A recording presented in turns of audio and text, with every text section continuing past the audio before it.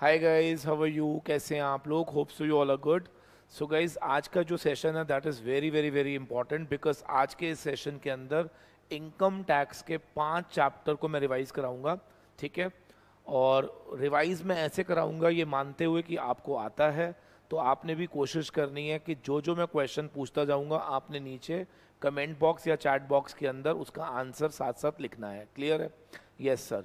तो स्टार्ट करते हैं. पहला चैप्टर हम लोग करेंगे पॉलिटिकल पार्टी, दूसरा करेंगे इलेक्टोरल ट्रस्ट, देन करेंगे हम चैरिटेबल एंड रिलीजियस इंस्टीट्यूशंस, फिर हम पढ़ेंगे एग्रीकल्चरल इनकम और लास्ट में अगर समय बचा तो फिफ्थ चैप्टर में कराऊंगा पेनल्टी. अदरवाइज 4 चैप्टर तो कंफर्म मैं कराऊंगा ही कराऊंगा. क्लियर है? आइए स्टार्ट करते हैं. सबसे पहले ऊपर हेडिंग डालेंगे taxation of political parties. Taxation of political parties. ठीक है जी. अब ये चैप्टर जो है ना जस्ट एंड जस्ट 5 मिनट में हम लोग रिवाइज करेंगे. ध्यान से सुनना. क्या देखिए, पॉलिटिकल पार्टीज पे ना सेक्शन 13A लगता है बेटा.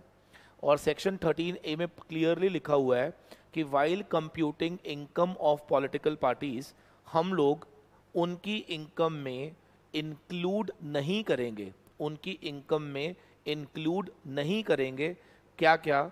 Income from other source, income from house property, income from capital gains and voluntary contributions. इसका मतलब ये हो गया कि जब भी हम पॉलिटिकल पार्टी की इनकम कैलकुलेट करेंगे तो हम उसकी इनकम में ये 4 इनकम्स को इंक्लूड नहीं करेंगे अगर वो पॉलिटिकल पार्टीज कुछ कंडीशंस को फॉलो करे तो. क्लियर है? तो अब वो कौन कौन सी कंडीशंस हैं आइए एक एक करके पढ़ते हैं जरा. पहली कंडीशन जो आपको ध्यान रखनी है वो ये कि political party should maintain books. अब ये बुक्स कैसी होनी चाहिए? तो उसने बोला बुक्स को आपने मेंटेन करना है इस तरह से सो दैट ये हेल्प कर सके एओ को, असेसिंग ऑफिसर को, कि वो आपकी इनकम को क्या कर सके? डिड्यूस कर सके. क्लियर है? So political party shall maintain books in such a way that it can help AO to deduce income of such political party. दूसरा, लॉ कहता है कि जो आपने बुक्स बनाई हैं उनका आपको ऑडिट करवाना है फ्रॉम चार्टर्ड अकाउंटेंट. ठीक है. तीसरा लॉ कहता है कि आपको अगर कोई भी डोनेशंस, अगर आपको कोई भी amount of donations exceeding 20,000 receive होती है, अगर आपको कोई भी डोनेशन 20,000 से ज़्यादा रिसीव होती है तो आपको एक रिकॉर्ड मेंटेन करना पड़ेगा हर उस डोनर का जिसने आपको वो डोनेशन दिया था. एक्सेप्शन है इसमें. एक्सेप्शन क्या है कि अगर आपको डोनेशन रिसीव्ड हुई है थ्रू इलेक्टोरल बॉन्ड्स, इसका मतलब अगर डोनर आरबीआई से इलेक्टोरल बॉन्ड्स खरीद कर आपको डोनेशन दे रहा है तो उस केस में फिर आपको उस पर्सन की रिकॉर्ड मेंटेन करने की ज़रूरत नहीं है. लेकिन अगर वो अदर देन इलेक्टोरल बॉन्ड अगर आपको पेमेंट करता है तो आपको एक कंप्लीट डिटेल उस पर्सन की रखनी पड़ेगी प्रोवाइडेड वो अमाउंट जो था एक्सीडिंग क्या था? 20,000. क्लियर है? Yes sir. फिर इसी तरह से अगर कोई अमाउंट ऑफ डोनेशन 2,000 से ऊपर है, 2,000 से ऊपर है तो आपको इंश्योर करना है कि आपको ये पैसा या तो अकाउंट पे ही चेक या ड्राफ्ट या फिर आपको through any ECS mode, ECS के थ्रू लेना है, थ्रू एनी बैंक अकाउंट, या फिर आपको ये पैसा थ्रू इलेक्टोरल बॉन्ड ही एक्सेप्ट करना है. यानी कि 2,000 से ऊपर अगर आप कैश एक्सेप्ट करते पाए गए तो आपको बेनिफिट ऑफ सेक्शन 13A नहीं दिया जाएगा. क्लियर है? Yes sir. इसके अलावा आपको ध्यान रखना होगा कि पॉलिटिकल पार्टीज को सेक्शन 139(4)B के अंदर जो रिटर्न भरनी होती है वो on or before due date of ROI भरनी पड़ेगी. ड्यू डेट ऑफ आरओआई भरनी पड़ेगी. इसका मतलब ये हो गया कि अगर इन्होंने अपनी रिटर्न टाइमली नहीं भरी तो याद रखना तो भी इनको सेक्शन 13A में जो ये हम बोल रहे हैं कि ये इनकम आपकी इनकम में इंक्लूड नहीं की जाएगी, ये बेनिफिट नहीं दिया जाएगा. क्लियर है? इसके अलावा जो भी ट्रेजरर होगा, जो भी ट्रेजरर होगा किसका? इस पॉलिटिकल पार्टी का, उसको एवरी ईयर एक रिपोर्ट पब्लिक डोमेन में रखनी होती है. ठीक है ना, पब्लिक डोमेन में उसको क्या रखनी होती है, एक रिपोर्ट फर्निश करनी होती है, और अगर ऐसा नहीं करा गया तो भी उनको जो बेनिफिट दिया जा रहा था सेक्शन 13A का वो उनको नहीं दिया जाएगा। क्लियर है? And that's all with taxation of political parties. मैं रिपीट करूंगा 2 मिनट के अंदर। पहला, पॉलिटिकल पार्टी को बेनिफिट मिल सकता है सेक्शन 13A में, according to which section 13A में क्लियरली लिख दिया गया कि पॉलिटिकल पार्टी की इनकम कैलकुलेट करते समय income from IOS, house property, capital gain and voluntary contribution को इंक्लूड नहीं किया जाएगा, subject to few condition. Condition number 1, उनको बुक्स बनानी होंगी, कुछ एटलीस्ट इतनी किताबें बनानी पड़ेंगी जो हेल्प कर सके एओ को उनकी इनकम को डिड्यूस करने के लिए। दूसरा, उन किताबों का ऑडिट करवाना पड़ेगा फ्रॉम चार्टर्ड अकाउंटेंट। तीसरा, एनी कंट्रीब्यूशन अगर उनको 20,000 से ऊपर मिलता है अदर देन इलेक्टोरल बॉन्ड, तो क्या उसकी पूरी डिटेल उनको मेंटेन करनी पड़ेगी। और 2,000 रुपये से ऊपर का कंट्रीब्यूशन अगर उनके पास आता है तो क्या वो अकाउंट पे ही चेक, अकाउंट पे ही ड्राफ्ट, या थ्रू ईसीएस मोड आना चाहिए, यस प्लीज, या फिर थ्रू इलेक्टोरल बॉन्ड आना चाहिए। और वेरी इंपॉर्टेंटली इनको जो रिटर्न भरनी थी, क्या वो on or before due date of ROI भरनी पड़ेगी, यस। एंड लास्ट, जो भी ट्रेजरर है या any other person authorised by the political party को क्या जो रिपोर्ट फर्निश करनी होती है एवरी ईयर, क्या वो फर्निश करनी पड़ेगी। क्या सबको क्लियर?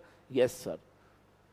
चलिए, तो I am very sure political party का हमारे को पूरा समझ आ गया है। Very good. अब ऊपर लिखेंगे taxation of income of electoral trust, taxation of income of electoral trust. ठीक है जी, वेरी सिंपल। देखिए इंडिया में ना इलेक्टोरल ट्रस्ट क्या है, देखिए इलेक्टोरल ट्रस्ट एक नॉन प्रॉफिट ऑर्गेनाइजेशन है बेटा, नॉन प्रॉफिट ऑर्गेनाइजेशन है जिसका काम क्या होता है, to receive the contribution and then to distribute the contribution to the political parties. इसका मतलब जो भी पर्सन कंट्रीब्यूशन देना चाहता था to the political party, instead of giving directly to the political party, वो कैसे दे सकता है, थ्रू इलेक्टोरल ट्रस्ट भी वो डोनेशन दे सकता है। क्लियर है? Yes sir. तो अब यहां पर क्या हुआ, जितना भी कंट्रीब्यूशन रिसीव्ड किया जाएगा by the electoral trust, question ये था कि क्या वो अमाउंट ऑफ कंट्रीब्यूशन क्या इलेक्टोरल ट्रस्ट की इनकम मान ली जाएगी, या फिर इलेक्टोरल ट्रस्ट को भी वो इनकम को एग्जम्प्ट कर दिया जाएगा, या उसको हम लोग इनकम में इंक्लूड नहीं करेंगे। तो इसके लिए बनाया गया सेक्शन 13B। अब सेक्शन 13B क्या कहता है, ध्यान से सुनेंगे। इनकम ऑफ इलेक्टोरल ट्रस्ट क्या लिखता है, income of electoral trust shall not include, इसमें इंक्लूड नहीं किया जाएगा एनी कंट्रीब्यूशन जो कि रिसीव्ड किया जाएगा by the electoral trust. Income of electoral trust में इंक्लूड नहीं किया जाएगा एनी कंट्रीब्यूशन जो कि received by the electoral trust if अगर वो फॉलोइंग कंडीशंस को पूरा करे तो। ठीक है जी। कंडीशन नंबर 1 क्या है कि 95% of contribution received by it, जितना भी कंट्रीब्यूशन इसने रिसीव करा होगा उसका एटलीस्ट 95% क्या इसको आगे डिस्ट्रीब्यूट करना होगा टू एनी पॉलिटिकल पार्टी। क्या समझ आ गया जी? किसी भी पॉलिटिकल पार्टी को इसको क्या करना होगा, डिस्ट्रीब्यूट करना पड़ेगा। पहली कंडीशन। बच्चा कहता है सर 5% का क्या होगा, तो देखिए रिमेनिंग 5% इसको कहा गया कि तुम अपने एडमिनिस्ट्रेशन के लिए रख सकते हो, लेकिन रख सकते हो, उसमें से जितना खर्चा हो गया, जो सरप्लस बचेगा क्या वो भी आपको डिस्ट्रीब्यूट करना पड़ेगा। Answer is yes. तो इनको क्या बांटना होता है, 95% of contribution received plus any surplus, अगर इनके पास पिछले साल का कैरी फॉरवर्ड हुआ है तो वो भी इनको आगे डिस्ट्रीब्यूट करना मैंडेटरी होता है। क्लियर है? यस। प्लस इसको फंक्शन करना पड़ेगा अकॉर्डिंग टू सेंट्रल गवर्नमेंट जो रूल्स बनाएगी। अब बच्चा कहता है सर सेंट्रल गवर्नमेंट कौन से रूल बनाती है, वैसे आपके कोर्स में नहीं है बट फिर भी मैं आपको बता देता हूं। देखिए इलेक्टोरल ट्रस्ट को कुछ कंडीशंस फॉलो करनी पड़ती हैं अगर उसको ये बेनिफिट चाहिए तो। कंडीशन नंबर 1 लिख लीजिए, इलेक्टोरल ट्रस्ट जो है वो रिसीव करेगा डोनेशंस वो रिसीव करेगा डोनेशंस नंबर 1 सिर्फ इंडियन सिटीजन से। याद रखना, electoral trust can not receive any donation from any person जो कि सिटीजन ना हो। दूसरा, वो डोमेस्टिक कंपनी से भी ले सकता है, ठीक है जी, वो फर्म से भी ले सकता है, HUF से भी ले सकता है, या फिर एसोसिएशन ऑफ इंडिविजुअल से भी ले सकता है, जो कि एक ऐसा ग्रुप जो विद इन इंडिया है। तो इन लोगों से ये डोनेशन ले सकता है, वो भी in any mode other than cash, यानी कि अकाउंट पे ही चेक, अकाउंट पे ही ड्राफ्ट, ठीक है, या डायरेक्टली टू इट्स अकाउंट, इस तरीके से ये एक्सेप्ट कर सकता है कॉन्ट्रीब्यूशंस को। क्या यहां तक क्लियर? यस। याद रखना, electoral trust can not received donations, can not received any contribution from non citizens, foreign entities या एनी अदर ट्रस्ट। क्लियर है जी? इनसे ये डोनेशन रिसीव नहीं कर सकता, ध्यान रखना। तो मेरा क्वेश्चन है, इलेक्टोरल ट्रस्ट की इनकम को, यानी कि जो भी, सारी इनकम नहीं, सिर्फ कंट्रीब्यूशन को इनकम में इंक्लूड नहीं किया जाएगा। शर्त क्या है? अगर उसका 95% डिस्ट्रीब्यूट कर दिया जाए किसको? To the any share, sorry any political party along with surplus, yes, plus उसको फॉलो करना होगा रूल जो कि लेट डाउन किया गया by the central government for the, जो भी उसके रूल्स एंड रेगुलेशंस हैं उसको फॉलो करना मैंडेटरी है। और उन रूल्स में क्या लिखा हुआ है कि electoral trust can get contribution only from these people, these sources, and वो भी थ्रू अकाउंट पे चेक, अकाउंट पे ड्राफ्ट, या थ्रू ECS मोड। ठीक है जी? ठीक है सर, खत्म हो गया सर, इलेक्टोरल ट्रस्ट भी खत्म हो गया। अच्छा, इसमें एक पॉइंट और ऐड करना चाहूंगा मैं, लिख लीजिए। जो डोनर होता है, जो political party plus electoral trust को डोनेट करता है, उसके लिए लॉ ने क्लियर कर दिया कि उनको 80 GGB 80 GGC में मिलता है डिडक्शन। उनको क्या मिल जाता है? डिडक्शन। क्लियर है? Yes sir. तो पॉलिटिकल पार्टी और electoral trust section 13A 13B क्या मैं लॉक कर सकता हूं? यस सर, पूरा समझ आ गया। अब लिखेंगे नेक्स्ट चैप्टर। नेक्स्ट चैप्टर लिखना है सबने, चैरिटेबल एंड रिलीजियस इंस्टीट्यूशंस। देखिए, मैं मान के चल रहा हूं कि ये चैप्टर आपको आते हैं, मैं सिर्फ रिवाइज करा रहा हूं कि आपने क्या क्या पढ़ा था। क्लियर है? Yes sir. तो सबसे पहले तो हमें ये समझना है कि what is the meaning of the term charitable purpose. Charitable purpose क्या होता है? तो याद रखिएगा, चैरिटेबल पर्पसेस क्या होते हैं? It was defined in section 2 clause 15। Section 2 clause 15 में बताया गया what is actually the meaning of the term charitable purpose. What is the meaning of the term charitable purpose? पहली बात तो आपको ये समझना है कि चैरिटेबल पर्पसेस की जो डेफिनेशन सेक्शन 2 क्लॉज 15 में दी गई है, इट इज इंक्लूसिव डेफिनेशन। ठीक है ना? इंक्लूसिव डेफिनेशन, और जिसमें ये लिखा गया कि चैरिटेबल पर्पस में क्या क्या चीजें इंक्लूड की जाएंगी। तो पहले तो इसमें याद रखिएगा, relief to poor, education, yoga, preservation of the environment, अगर आप कोई भी एनवायरमेंटल प्रिजर्वेशंस करते हैं तो वो भी आएगा, मेडिकल रिलीफ भी आएगा, और एक वेरी इंपॉर्टेंट पॉइंट है और वो है any other object of general public utility. दोबारा बोलेंगे मेरे साथ, education relief, relief to poor, medical relief, yoga, preservation of environment, very good, any other object of general public utility. क्या यहां तक क्लियर है? Yes sir. लेकिन फिर लॉ ने क्या कहा कि any other object of general public utility को हम चैरिटेबल नहीं मानेंगे। याद रखना, any other object of general public utility को हम चैरिटेबल नहीं मानेंगे अगर उसमें इंक्लूड होता पाया गया any activity in relation to trade, commerce, business, या rendering of services in relation to trade, commerce, business, जहां पर आप कोई फी या सेस चार्ज करते पाए गए। मैं रिपीट करूंगा, any other object of general public utility को चैरिटेबल नहीं माना जाएगा। कब? अगर उसमें क्या इन्वॉल्व होती पाई गई? कोई ऐसी एक्टिविटी जो कि ट्रेड, कॉमर्स या बिजनेस से जुड़ी थी, या rendering any services to trade, commerce या बिजनेस, जहां पर फी या सेस आप चार्ज करते पाए गए, अनलेस आपको प्रूव करना पड़ेगा कि वो जो एक्टिविटी थी वो कहीं ना कहीं for the purposes of main object of general public utility की थी, और उससे जो भी पैसा आएगा should not B more then 20% of the total receipt, should not B more then 20% of the total receipt. अब इसका एक छोटा सा प्रैक्टिकल क्वेश्चन मैं करा देता हूँ, ध्यान से सुनिएगा कैसे पेपर में आएगा ये। इसका एक छोटा सा एग्जाम्पल लिखो जरा। मान लो एक चैरिटेबल ट्रस्ट रजिस्टर्ड होती है with an objective of any other object of general public utility, ठीक है, और मान लो वो एक एक्टिविटी भी कर रही है जिसके अंदर इन्वॉल्वमेंट किसकी हो रही है, ट्रेड कॉमर्स बिजनेस की हो रही है, जिसमें वो फी या सेस भी चार्ज कर रही है, ठीक है। तो मान के चलते हैं ये सारी बातें हो रही हैं। अब मेरा क्वेश्चन है कि वो चैरिटेबल है या नहीं, कैसे टेस्ट किया जाएगा। मान लो उसकी टोटल जो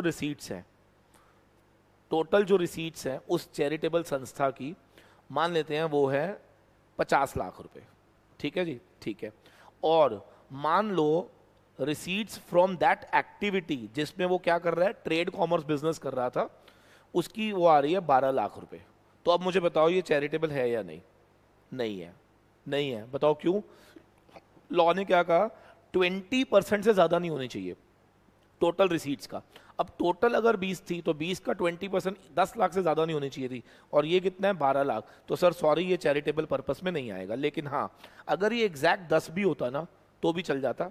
एक्सीड नहीं होनी चाहिए टोटल रिसीट्स से 20%, अप टू 20 तक चलेगा, लेस होगा तो बहुत अच्छी बात है। क्या मेरा पॉइंट क्लियर? Yes sir. तो मेरा क्वेश्चन है, ये पेपर में क्वेश्चन बनकर आ सकता है, बताओ जनरल पब्लिक यूटिलिटी चैरिटेबल नहीं होगी अगर, condition number 1, it involves any activity जिसमें क्या हो रहा है, ट्रेड कॉमर्स बिजनेस या rendering of services to trade commerce business for fees cess et cetera, and amount 20% से ज्यादा था, अमाउंट 20% से ज्यादा था। क्या क्लियर है? हाँ, अगर ये अप 20% एक्सीड ना करता और आप ये प्रूव कर देते कि इस एक्टिविटी का भी मेन पर्पस क्या हमारा मेन ऑब्जेक्ट अटेन करना था, तो फिर हम इसको चैरिटेबल बने रहने देते। क्लियर है? Yes sir. अब आ जाते हैं नेक्स्ट। सबको मालूम होगा कि चैरिटेबल संस्था को बेनिफिट कैसे दिया गया था, मैं आपको याद कराता हूं। सेक्शन 11(1) में हमने कुछ इस तरह से पढ़ा था कि अगर कोई चैरिटेबल संस्था को कोई भी income from property held by that trust होती है तो उसको हम 2 पार्ट में पहले ब्रेक कर देते थे, ठीक है ना। उसमें हम पहले लिख देते थे, इन केस अगर कोई कॉर्पस डोनेशंस आई हैं। Sir what is corpus donations? Corpus donations वो अमाउंट होते थे जो आपने रिसीव करे थे विद स्पेसिफिक डायरेक्शन कि उसको आपने कैसे यूज करना है। तो हम इसको इनकम में इंक्लूड नहीं करते,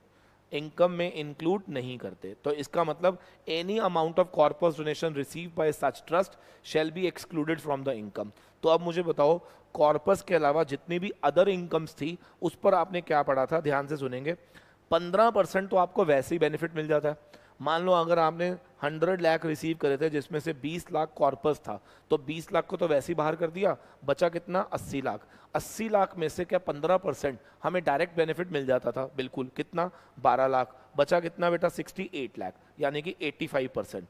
अब 85% के लिए लॉ ने हमें ये कहा था कि अगर इसको भी हम लेस कर देंगे, अगर ये अप्लाइड कर दिया जाए फॉर द पर्पसेस जिन पर्पसेस के लिए ये ट्रस्ट बनाया गया था। कुछ याद आ रहा है?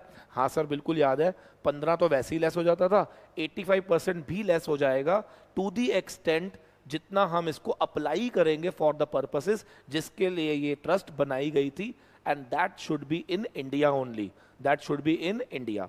ठीक है सर। अब प्रॉब्लम यहां पर क्या थी कि अप्लाई का मतलब क्या होता है, तो आप मुझे बताएंगे। अगर मैंने कोई कैपिटल एसेट परचेज करा, क्या ये अप्लाइड है? यस। अगर मैंने कोई रीपेमेंट ऑफ लोन करी, क्या ये अप्लाइड है? यस। अगर मैंने किसी अन्य संस्था को, चैरिटेबल या रिलीजियस ट्रस्ट को डोनेट कर दिया, तो क्या ये अप्लाई है? यस। लेकिन इसमें भी याद रखना, अगर आपने जो डोनेट करा था एज कॉर्पस करोगे तो ये अप्लाइड नहीं माना जाएगा। तो इसका मतलब आपने जब किसी दूसरी संस्था को डोनेट करना है तो it should not be as corpus donation, it should be as a general donation, तभी वो अप्लाइड माना जाता है। क्लियर है? अगर आपने एज अ कॉर्पस डोनेशन दिया तो फिर ये अप्लाइड नहीं माना जाएगा, ध्यान रखना। ठीक है सर। फिर उसके बाद हमने एक पॉइंट पढ़ा था, और कौन सा था? कैपिटल एसेट हो गया। हाँ, अगर आपने कोई रेवेन्यू खर्चे करे होंगे तो क्या वो भी अप्लाइड माना जाएगा? बिल्कुल। अच्छा, अब 2 मिनट के लिए मान लेते हैं कि हमने इन सभी पर्पसेस में मिलाकर 30 लाख इस्तेमाल कर लिया, अभी भी कितना बचा हुआ है? 38 लाख। क्या बचा हुआ है? 38। तो तमीज तो ये कहती है कि इस 38 लाख पर क्या इस चैरिटेबल संस्था को टैक्स देना पड़ेगा बिल्कुल। लेकिन अब लॉ ने यहाँ पर एक रिलैक्सेशन दी। क्या रिलैक्सेशन दी? जिसको हमने नाम दिया था डीम्ड अप्लाइड। क्या नाम दिया था? Deemed applied. अब ध्यान से सुनेंगे लॉ क्या कहता है। लॉ कहता है अगर 85% में से अभी भी कुछ अमाउंट अप्लाई नहीं हो पाया तो उसे डीम्ड अप्लाइड मान लिया जाएगा। उसे डीम्ड अप्लाइड मान लिया जाएगा। कैसे? ध्यान से सुनेंगे। उसके लिए दो बातें बताई गई, ठीक है जी। पहला, अगर तो if it could not be applied because it was not received. Reason आपको बताना पड़ेगा कि आप अप्लाई क्यों नहीं कर पाए। अगर तो आप इसलिए नहीं अप्लाई कर पाए क्योंकि वो अभी तक आपने रिसीव नहीं करा था, तो लॉ कहता है ओके फाइन, आपको क्या करना है, on before due date of ROI, on before due date of ROI आपने क्या करना है, सुन लीजिए, आपने असेसिंग ऑफिसर को ना एक डेक्लरेशन फाइल करनी है। एक डेक्लरेशन फाइल करनी है और आपने उस डेक्लरेशन में ये लिखना है कि मैं इसलिए उसको अप्लाई नहीं कर पाया क्योंकि मैंने उसको रिसीव नहीं करा था, एंड आई प्रॉमिस कि मैं उसको अप्लाई कर लूंगा। किस ईयर में?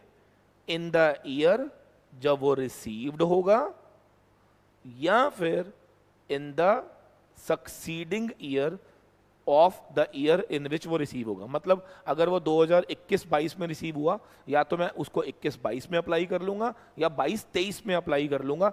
ऐसी आपको डेक्लरेशन देनी होगी। तो क्या वो अमाउंट को भी डीम्ड अप्लाइड मानते हुए माइनस कर दिया जाएगा और वो आपको टैक्स नहीं किया जाएगा। क्या सबको क्लियर है? Yes sir. अच्छा, अब दूसरा केस, अगर मैं ये कहूं if could not be applied due to any other reason, अगर किसी और अन्य रीजन की वजह से ये अप्लाई नहीं हो पाया है, तो यहां पर हमें क्या करना है, ध्यान से सुन लेना। यहां पर लॉ कहता है कि उस केस में भी आपको डेक्लरेशन फाइल करनी होगी एओ को on or before due date of ROI, और इसे आपको खर्च करना होगा इन द नेक्स्ट ईयर। क्या आपको इसको अप्लाई करना होगा इन सक्सीडिंग ईयर? क्या मेरा पॉइंट क्लियर है या नहीं? Yes sir. तो इसको हमने पढ़ा था, डीम्ड अप्लाइड का केस पढ़ा था। लॉक कर दे? Yes sir. अब इसमें एक पॉइंट मैंने आपको और पढ़ाया था, वो क्या था सर? अगर चैरिटेबल संस्था किसी का कोई खर्च कर रही है तो उसको ध्यान रखना है कि 10,000 से ऊपर की पेमेंट, क्या जैसे PGBP में हम लोग 10,000 से ऊपर की पेमेंट जब भी करते थे तो क्या वो अकाउंट पे ही चेक, अकाउंट पे ही ड्राफ्ट, इस तरह से करते थे, अदरवाइज हमें बेनिफिट डिडक्शन का नहीं मिलता था। वो यहाँ पर भी है, ठीक है। इसके अलावा आपने कोई रेजिडेंट को पेमेंट करी है और TDS नहीं काटा, जिस पे TDS कटना था, तो जैसे वहां पर 30% डिसअलाउ होता था, क्या यहाँ पर भी हमारा 30% क्या हो जाएगा? डिसअलाउ हो जाएगा, उसे नॉट अप्लाइड मान लिया जाएगा। क्लियर है? Yes sir. तो ये हमारा सेक्शन 11(1) फिनिश। समझ आ गया सर? फटाफट से मेरे पीछे पीछे 11(1) बोलना सबने। 11(1) में हमने क्या पढ़ा सर? 11(1) में आपने ये कहा कि कोई भी चैरिटेबल संस्था अगर कोई भी उसको इनकम होती है अदर देन कॉर्पस, तो उसका 15% लेस हो जाएगा, 85 भी लेस हो जाएगा, टू द एक्सटेंड वो उसको अप्लाई करेगी। बिल्कुल सही। अगर अप्लाई नहीं कर पाई तो वैसे तो वो टैक्सेबल होगा, लेकिन क्या गवर्नमेंट ने रिलैक्सेशन देते हुए उसको डीम्ड अप्लाइड बना सकती है? उसके लिए आपको क्या देना पड़ेगा? Declaration on or before due date of ROI to the assessing officer, और आपको रीजन बताना पड़ेगा कि आप क्यों नहीं अप्लाई कर रहे। अगर इसलिए अप्लाई नहीं करा क्योंकि आपको रिसीव नहीं हुआ था, तो लॉ कहता है okay fine, then you have to apply it in the year when received होगा, या फिर इन द नेक्स्ट ईयर। और एनी अदर रीजन में क्या आपको इसको नेक्स्ट ईयर में अप्लाई करना मैंडेटरी हो जाएगा। लॉक कर दूं? Yes sir. सर अप्लाई का क्या मतलब होता है? एसेट खरीदना, यस। रीपेमेंट करना, yes. Revenue expenses, yes. Donation to any other संस्था, yes, but other than corpus. Come on, other than corpus. बहुत बढ़िया, ठीक है सर, ये भी हमें समझ आ गया। फिर इसके बाद हमने सेक्शन 11(1)(a) पढ़ा था। मैं याद कराता हूँ क्या। अगर मान लेते हैं कि कोई चैरिटेबल संस्था के पास कोई कैपिटल एसेट पड़ा हुआ है जिसे वो यूज्ड कर रही थी अपने चैरिटेबल पर्पसेस के लिए, और कल को वो कैपिटल एसेट जो है वो सोल्ड आउट हो जाता है और हमें कैपिटल गेन हो जाता है, तो अब क्वेश्चन ये था, क्या वो कैपिटल गेन पे छूट मिल सकती है? आंसर इज यस, छूट मिल सकती है। कितनी छूट मिलेगी, ध्यान से सुनना। लॉ कहता है मान लो 2 लाख का एसेट था, आपने उसको बेच दिया है 5 में, तो आपको कैपिटल गेन कितना हुआ, 3 लाख का। ठीक है, अब लॉ कहता है कि सेक्शन 11(1)(a) बहुत क्लियरली कहता है अगर आप चाहते हो कि ये 3 लाख का बेनिफिट आपको मिल जाए, मतलब छूट मिल जाए, इस पर टैक्स ना लगे, तो फिर आपको एक काम करना पड़ेगा। क्या? आपको ना एक न्यू एसेट परचेज करना पड़ेगा। आपको क्या खरीदना पड़ेगा? न्यू एसेट खरीदना पड़ेगा, और वो भी पुराने वाले की कॉस्ट से ज्यादा, यानी कि पुराने वाले की कॉस्ट से महंगा एसेट आपको खरीदना पड़ेगा। क्या मतलब? पुराने वाला कितने का था? 2 लाख का, तो आपको 2 लाख से ऊपर का कोई भी एसेट खरीदना पड़ेगा। मान लेते हैं 2 लाख का एसेट बेचा था, हमने 3 का खरीदा, तो दोनों का डिफरेंस कितना है? 1 लाख। तो अब गवर्नमेंट क्या कहती है? 1 लाख तेरे को छूट मिल जाएगी। अच्छा, वैसे गेन तो कितना है? 3, छूट कितनी मिलेगी? 1 लाख। ओके सर, अगर मैं 4 का खरीद लूँ तो गवर्नमेंट कहती है 2 लाख की छूट ले ले, तो बाकी का 1 टैक्स हो जाएगा। अच्छा सर, अगर मैं 5 का ले लूँ तो गवर्नमेंट कहती है 3 की छूट ले ले, पूरा का पूरा छुड़वा ले। अच्छा, मतलब आप ये कह रहे हो कि हमें नया एसेट पुराने से महंगा खरीदना पड़ेगा। बिल्कुल, जितना आप महंगा खरीदोगे उतनी छूट मिल जाएगी। लेकिन बच्चा कहता है अच्छा फिर तो मैं 7 का खरीदूंगा। अब 7 का अगर खरीदोगे तो बचा कितना? 5। तो मेरा क्वेश्चन है 5 यहाँ पर कैपिटल गेन एग्जाम तो हो नहीं सकता, तो मैक्सिमम छूट कितनी मिलेगी? Amount of capital gain. तो crux of the story 11(1)(a) कितना बेनिफिट देगा, कोई बताएगा?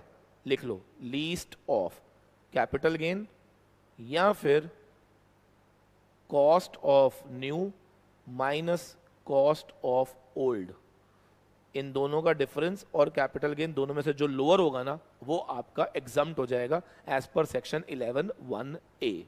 लॉक कर दे जी। सर बिल्कुल समझ आ गया, मजा आ गया सर, तीसरा चैप्टर चल रहा है और बहुत अच्छे से समझ आ गया, बहुत बढ़िया। चलिए, अब इसके बाद ना हमने एक सेक्शन पढ़ा था 11(2). 11(2) मैंने क्यों पढ़ाया था उसका रीज़न बता देता हूँ क्या था। कई बार क्या होता है कि कई चैरिटेबल संस्थाएं कहती हैं कि सर हमें समझ नहीं आ रहा, आप एवरी टाइम क्या कर रहे हो, 15% की छूट देते हो और 85 खर्च करवा देते हो। अगर मान लो कल को हमारे को फंड चाहिए फॉर स्पेसिफाइड पर्पस, मान लो एक चैरिटेबल संस्था कहती है कि मुझे हॉस्पिटल खरीदना था या हॉस्पिटल के लिए ज़मीन खरीदनी थी, 100 करोड़ की ज़मीन है, तो I was just accumulating the funds. But इस तरह से आप एक्यूमुलेट करने नहीं दोगे, क्योंकि आप तो हर साल क्या करा देते हो, अप्लाई करा देते हो। तो गवर्नमेंट ने कहा ओके फाइन, अगर कोई भी संस्था अगर चाहे तो वो सेट असाइड कर सकती है, अगर कोई भी संस्था चाहे तो वो अपने पैसे को क्या कर सकती है? सेट असाइड कर सकती है for specified purposes, for specified purposes. और अगर ऐसा हुआ तो भी हम उस अमाउंट को जो सेट असाइड किया जाएगा आपकी इनकम में इंक्लूड नहीं करेंगे। क्या मेरा पॉइंट क्लियर है? तो 11(2) आपको एक राइट दे रहा है, बताओ राइट किस चीज का दे रहा है, जल्दी। राइट दे रहा है कि अगर आप चाहो तो अपनी इनकम को सेट असाइड करके एक्यूमुलेट कर सकते हो फॉर स्पेसिफाइड पर्पस, जो कि इन फ्यूचर आप यूज कर लेंगे। क्लियर है? लेकिन अब इसके लिए भी कुछ कंडीशंस लगाई गई हैं, ध्यान से सुनना। क्या पहली कंडीशन है कि आपको on before due date of ROI आपको एक स्टेटमेंट फर्निश करनी पड़ेगी।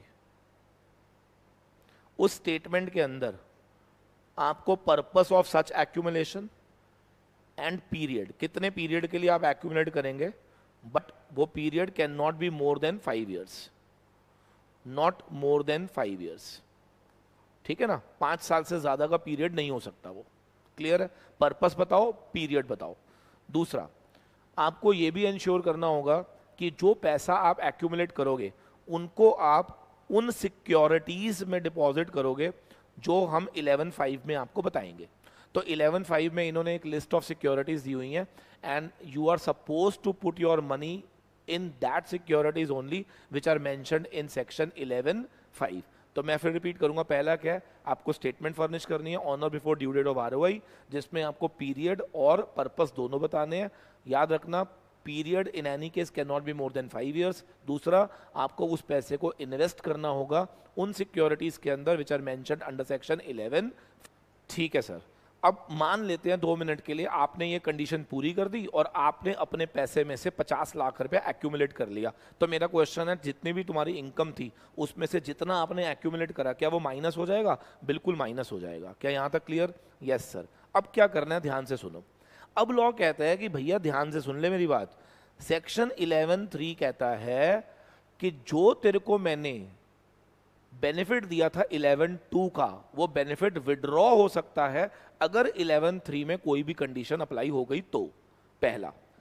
पहली कंडीशन लिखेंगे, अगर तूने इसको अप्लाई कर दिया for the purposes other than जो तूने स्टेटमेंट में लिखा था।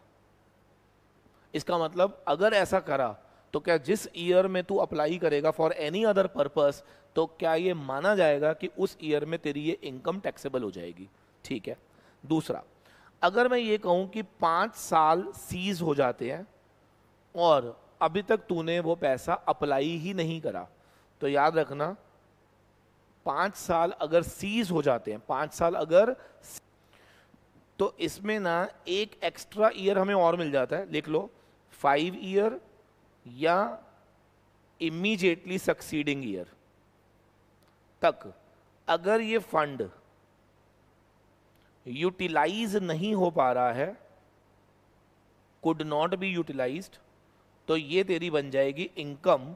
इनकम कौन से ईयर में बनेगी? जिस 5 ईयर एक्सपायर और अगले साल 1 साल हमें एक्स्ट्रा मिल जाता है। जैसे मान लो 5 ईयर एक्सपायर हो रहे हैं 21-22 में, तो या तो तेरे को 21-22 तक खत्म करना था या फिर तुझे इसको अप्लाई करना था 22-23 तक। तो 22-23 तेरे को एक एक्स्ट्रा ईयर मिलेगा। अगर 22-23 तक भी तू अप्लाई नहीं कर पाया, तो क्या ये 22-23 में क्या तुम्हारी डीम्ड एज इनकम बन जाएगी? यस। फिर लिखेंगे ceases to be invested in securities which are given under section 11(5), या फिर तूने डोनेशन दे दिया टू एनी अदर चैरिटेबल या रिलीजियस संस्था को, तो भी हम ये मान के चलेंगे कि ये not applied for the purpose जो तूने बताया था, तो ये तेरी इनकम बना दी जाएगी उस ईयर में जिस ईयर में तू डोनेट करेगा। क्लियर है? तो इसका मतलब लॉ बहुत क्लियर है, इनमें से तेरी कोई भी हरकत क्या वो तेरी डीम्ड इनकम बन जाएगी। क्या सबको क्लियर है? यस सर, बिल्कुल समझ आ गया। 11(2) में एक्यूमुलेशन का जो बेनिफिट मिला था वो वापस ले लिया जाएगा अगर 11(3) में इनमें से तूने कोई भी हरकत करी तो। क्लियर है? Yes sir. अच्छा, मैं बार बार बोल रहा हूँ accumulated for that purpose must be in India, लेकिन अगर वो पर्पस आउटसाइड इंडिया पाया गया तो भी ये तुम्हारी डीम्ड इनकम बन जाएगी। ठीक है सर। सर इसके बाद ना हमने एक पॉइंट पढ़ा था सेक्शन 11(4). अगर मैं ये कहूँ कि चैरिटेबल संस्था जो है वो साथ में कोई बिजनेस भी कर रही है, तो क्या इस बिजनेस की इनकम पे सेक्शन 11-12 का बेनिफिट मिलेगा या नहीं? That is my question. तो आपको याद होगा आंसर इज यस। 2 शर्तें हैं, पहला business incidental to the main objective होना चाहिए, दूसरा क्या बिजनेस से रिलेटेड जो किताबें हैं वो सेपरेट होनी चाहिए। सिंपल। बिजनेस अगर आप कर रहे हो तो उस पर भी सेक्शन 11-12 का बेनिफिट मिल सकता है। 2 बातें याद रखनी है, पहला that business must be incidental to the attainment of the main object, दूसरा उसकी सेपरेट बुक्स ऑफ अकाउंट्स होनी चाहिए। फिर 11(5) हमने पढ़ा था कि अगर हमने कोई कैपिटल एसेट खरीदा है और उस पूरे पैसे को ऑलरेडी अप्लाइड मान लिया गया है और मेरा लेस हो चुका है, तो क्या उसका डेप्रिसिएशन मिलेगा? Answer is no. याद रखना, जिस कैपिटल एसेट को पूरा आपने अप्लाई मान चुके हो तो उस पर डेप्रिसिएशन देना क्या डुअल बेनिफिट हो जाएगा, तो इसलिए उस पर डेप्रिसिएशन का बेनिफिट नहीं दिया जाता है। क्या सबको क्लियर? अच्छा, ये 11(6) है, सॉरी 11(5) तो सिक्योरिटीज थी ना, राइट। और एक लास्ट पॉइंट 11(7). 11(7) कहता है कि अगर कोई चैरिटेबल संस्था ऑलरेडी सेक्शन 11-12 में बेनिफिट ले रही है तो उसको किसी और सेक्शन में, सेक्शन 10 में, उसको किसी भी अन्य तरह की एग्जम्पशन नहीं मिलेगी एक्सेप्ट एग्रीकल्चरल इनकम।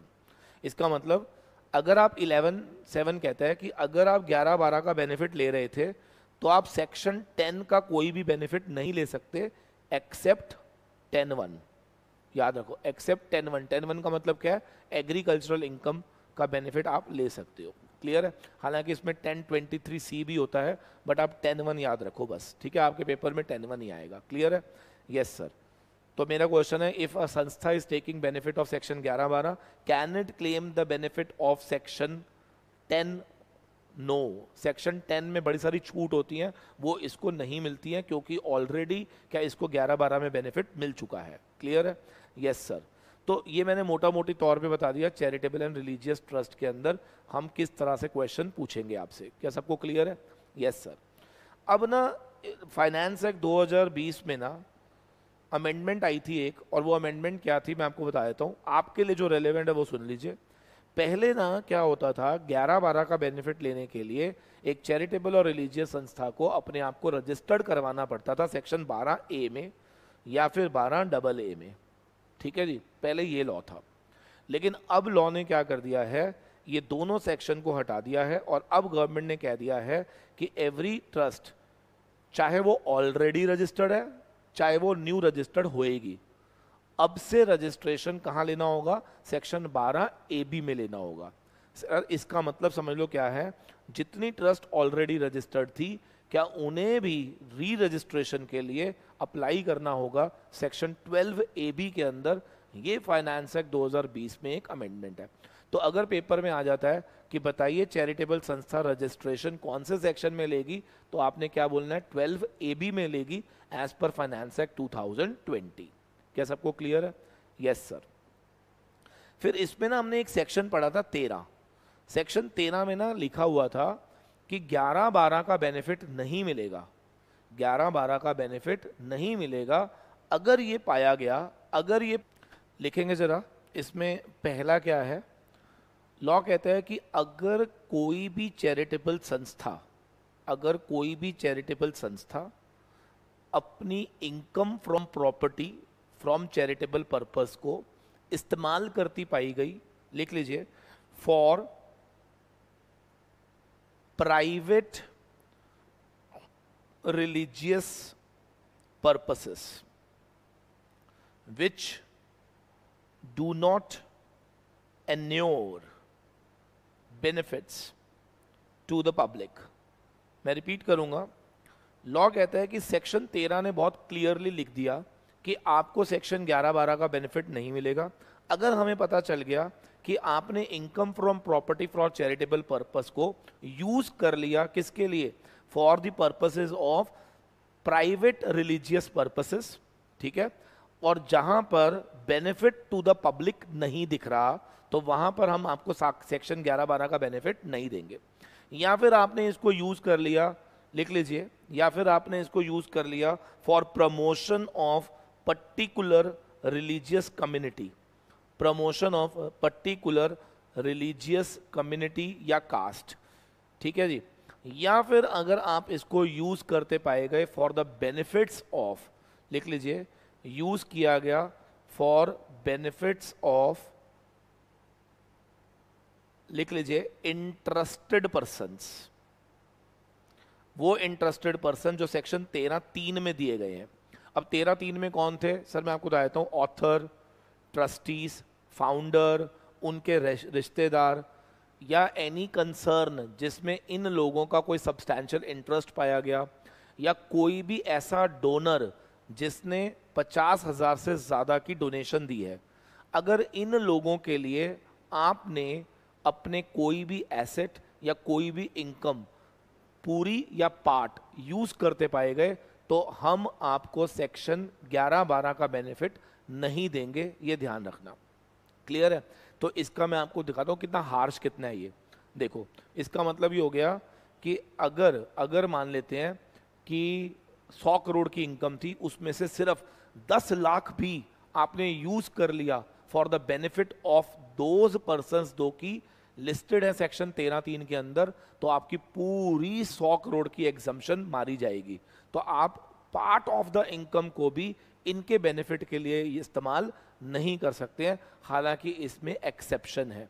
इसमें एक्सेप्शन क्या है, सुन लीजिए। अगर कोई चैरिटेबल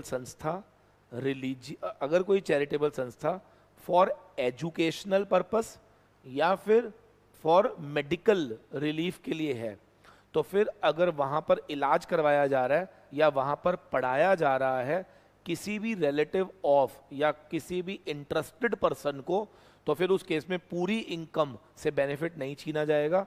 सिर्फ उतना पोर्शन टैक्स कर दिया जाएगा या उतने पोर्शन पे 11-12 का बेनिफिट नहीं मिलेगा जितना उस इंटरेस्टेड पर्सन पे खर्च हुआ। समझ नहीं आया? मुझे मालूम है, मैं आपको समझाता हूं। इधर देखो, देखो ध्यान से, सिर्फ दो चीजों में एक्सेप्शन है, ध्यान से सुनना। मान लो एक चैरिटेबल संस्था है जो कि रन कर रही थी एक हॉस्पिटल, ठीक है जी, इसकी इनकम है 100 लाख रुपीस। अब ये चाहती है कि मुझे इस 100 लाख पे सेक्शन 11-12 का बेनिफिट मिल जाए, तो लॉ कहता हम दे देंगे, बात खत्म हो गई, ठीक है। लेकिन अगर इस हॉस्पिटल में ट्रीटमेंट होता पाया गया उस व्यक्ति का जो 13(3) में आ रहा है। अब 13(3) में कौन है? इंटरेस्टेड पर्सन, ऑथर का, प्रमोटर तो नहीं, फाउंडर का, ट्रस्टी का, उसके रिश्तेदारों का, किसी का भी ट्रीटमेंट होता पाया गया, या उस डोनर का जिसने इस संस्था को 50,000 से ज्यादा की डोनेशन दी है। तो लॉ कहता है ऐसी सिचुएशंस में हम क्या करेंगे, सुन लीजिए, ऐसी सिचुएशंस में हम क्या करेंगे कि जितना आपने खर्चा किया होगा उस इंटरेस्टेड पर्सन पे, मान लो 2 लाख का खर्चा हुआ है, तो ये 2 लाख पे सेक्शन 11-12 का बेनिफिट नहीं मिलेगा, क्या रेस्ट 98 लाख पे बेनिफिट मिल जाएगा? यस, ठीक है जी। और ऐसे ही अगर ये एजुकेशनल है तो भी सेम। तो हॉस्पिटल और एजुकेशनल, इन दो संस्थाओं पे पूरी इनकम सेक्शन 11-12 का बेनिफिट हट जाए ऐसा नहीं होगा। हाँ, इसके अलावा कोई और संस्था है, इन दोनों के अलावा कोई और संस्था है जो कि एजुकेशन और मेडिकल से अलग है, तो अगर वो कोई संस्था बेनिफिट देती पाई गई अपने किसी भी इंटरेस्टेड पर्सन को, चाहे 1 रुपए की भी, तो पूरा इनकम पे सेक्शन 11-12 का बेनिफिट हटा दिया जाएगा। क्या समझ आ रही है? दो एक्सेप्शन कौन सी है?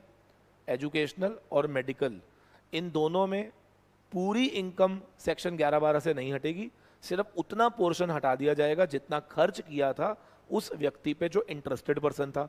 इनके अलावा अगर कोई भी संस्था 1 रुपए का भी बेनिफिट किसको देती पाई गई? इंटरेस्टेड पर्संस को, तो याद रखना सारी इनकम सेक्शन 11-12 से बाहर हो जाएगी, पूरी इनकम पे टैक्स लग जाएगा। क्लियर है?